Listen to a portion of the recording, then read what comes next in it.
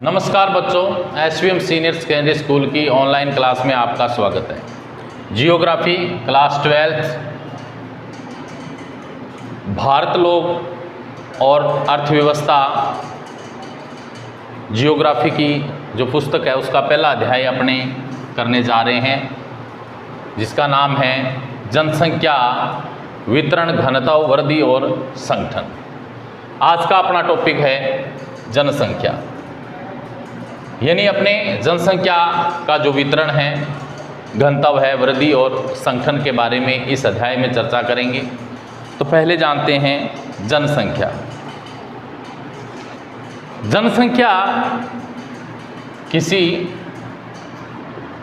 क्षेत्र विशेष में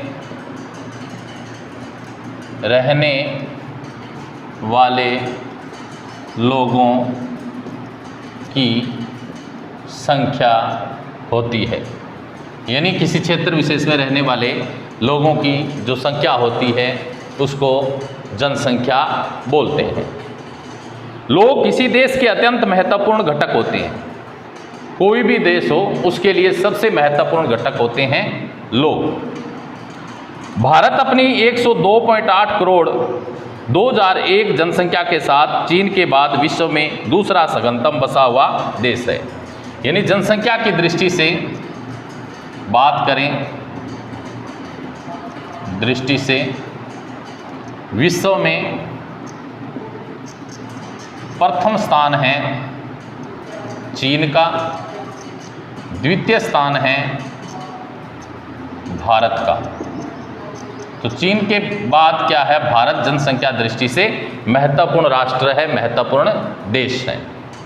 यानी भारत में क्या था, 102.8 करोड़ जनसंख्या 2001 की जनगणना के अनुसार है, ठीक है, भारत के अंदर। तो सबसे महत्वपूर्ण देश है विश्व के अंदर भारत, चीन के बाद दूसरा सबसे बड़ा देश है।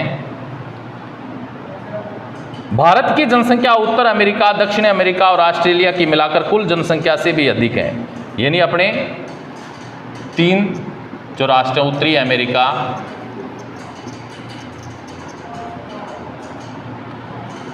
दक्षिणी अमेरिका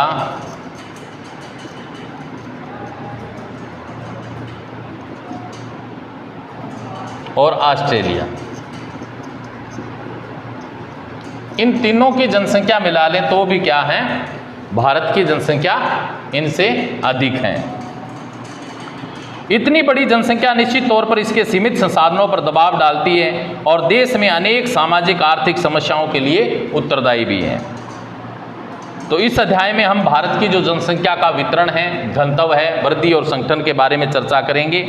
तो आज अपने जनसंख्या के बारे में जान लिया, जनसंख्या क्या है। अब इसका जो जनसंख्या का वितरण, ठीक है, जनसंख्या किस प्रकार क्या है, इस धरातल पर फैली हुई है। जनसंख्या का जो फैलाव है वो धरातल पर किस प्रकार है, वितरण का अर्थ होता है फैलाव। जनसंख्या किस तरीके से क्या है, किसी क्षेत्र विशेष में निवास कर रही है, कितनी संख्या में कर रही है, इस बात को अपने जानेंगे। जनसंख्या के स्थानिक वितरण के प्रारूपों के प्रतिरूपों के वर्णन करने का प्रयास करेंगे। भारत में जनसंख्या के वितरण का प्रतिरूप अत्यधिक असम है। देश में राज्यों और केंद्र शासित प्रदेशों का जनसंख्या में प्रतिशत अंश दर्शाता है। उत्तर प्रदेश की जनसंख्या सर्वाधिक है, यानी सबसे ज़्यादा क्या है भारत में, उत्तर प्रदेश सर्वाधिक जनसंख्या।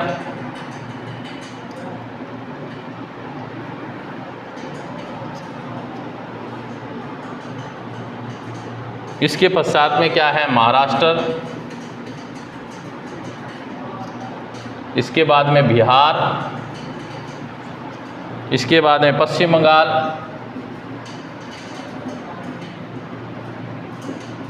और आंध्र प्रदेश।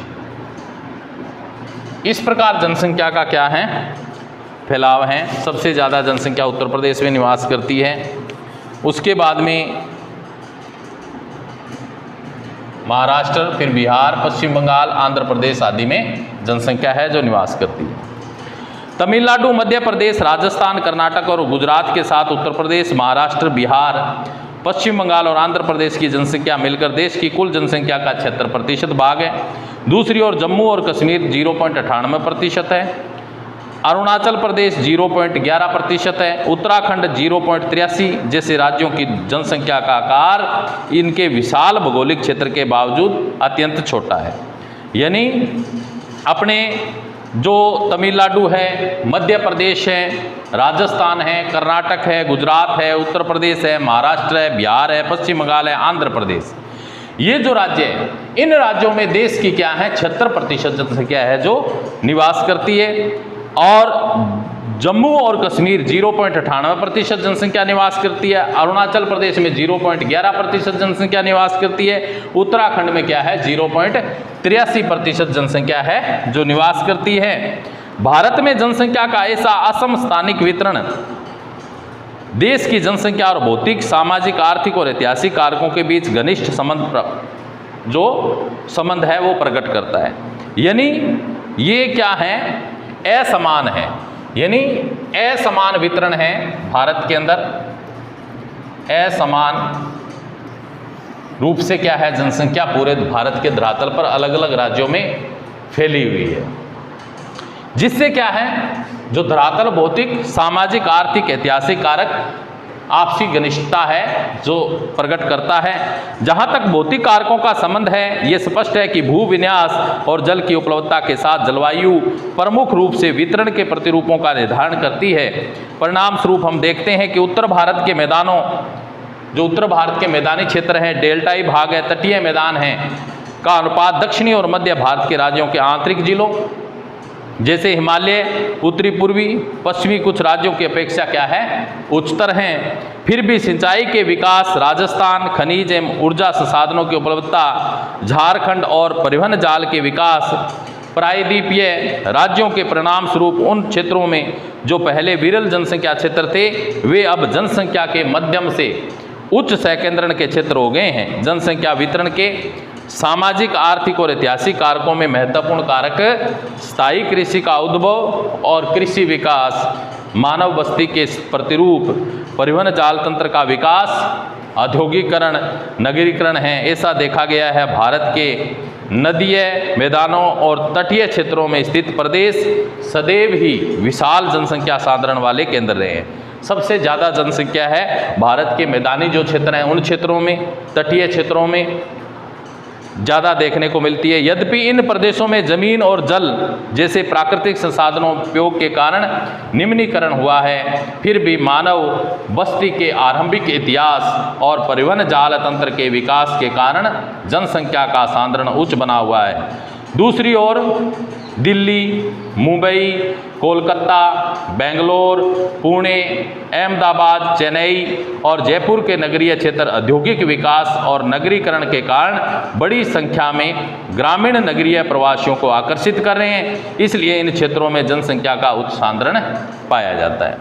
तो ये जनसंख्या का वितरण हमने पढ़ा कि भारत के अंदर जनसंख्या का वितरण किस प्रकार है, किन किन क्षेत्रों में क्या है जनसंख्या है जो अधिक निवास कर रही है, कहीं मध्यम प्रकार की है, कहीं निम्न जनसंख्या है जो पाई जाती है। इस पे हमने प्रकाश डाला।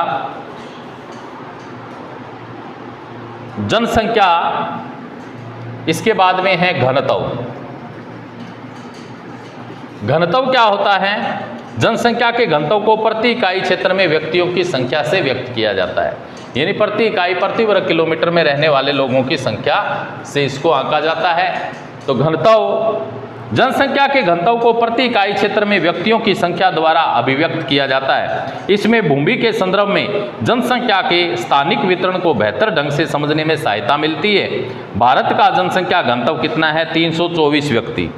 भारत का जनसंख्या घनत्व 324 व्यक्ति प्रति वर्ग किलोमीटर है।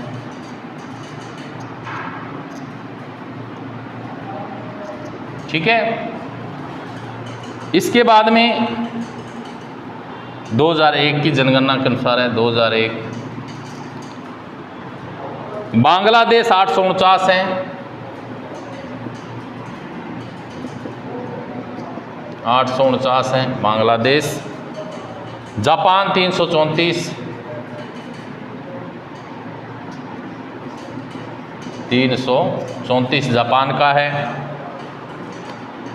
तृतीय स्थान पर 1951 ईस्वी में जनसंख्या का घनत्व 117 व्यक्ति वर्ग किलोमीटर से बढ़कर 2001 में 324 व्यक्ति प्रति वर्ग किलोमीटर होने से विगत 50 वर्षों में 200 व्यक्ति प्रति वर्ग किलोमीटर की उत्तरोत्तर वृद्धि हुई है। आंकड़े देश में जनसंख्या घनत्वों की स्थानिक भिन्नता का आभास कराते हैं, जो अरुणाचल प्रदेश में कम से कम 13 व्यक्ति प्रति वर्ग किलोमीटर से लेकर दिल्ली के राष्ट्रीय राजधानी क्षेत्र में 9,294 व्यक्ति प्रति वर्ग किलोमीटर तक हैं। उत्तरी भारत के राज्यों पश्चिम बंगाल में 904, बिहार के अंदर 880, उत्तर प्रदेश में 689 घनत्व उच्चतर है। जबकि प्रायद्वीपीय भारत के राज्यों में केरल 819 हैं, तमिलनाडु 478 है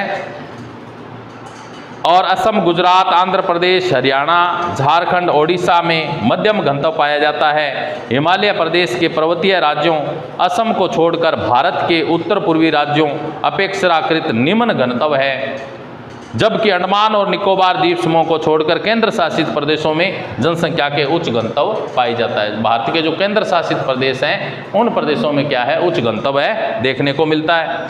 जनसंख्या का घनत्व जैसा कि पहले के अनुच्छेदों में चर्चा की जा चुकी है, एक अशोधित माप है। कुल कृषित भूमि पर जनसंख्या के दबाव के संदर्भ में मानव भूमि अनुपात के बेहतर परिविज्ञान के लिए कायिक और कृषीय घनत्वों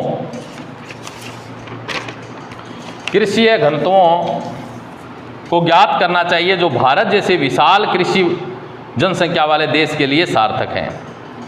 कायिक जो घनत्व होता है कुल जनसंख्या और निवल कृषि क्षेत्र को देखा जाता है उसके अनुपात में। कृषि घनत्व में कुल कृषि जनसंख्या और निवल कृषि क्षेत्र को देखा जाता है। कृषि जनसंख्या में कृषक है, कृषि मजदूर है, उनके परिवार के सदस्य सम्मिलित होते हैं। तो प्यारे बच्चों, आज हमने जनसंख्या का वितरण और घनत्व पे चर्चा की। आज के लिए इतना ही, नेक्स्ट कल करेंगे। थैंक्स।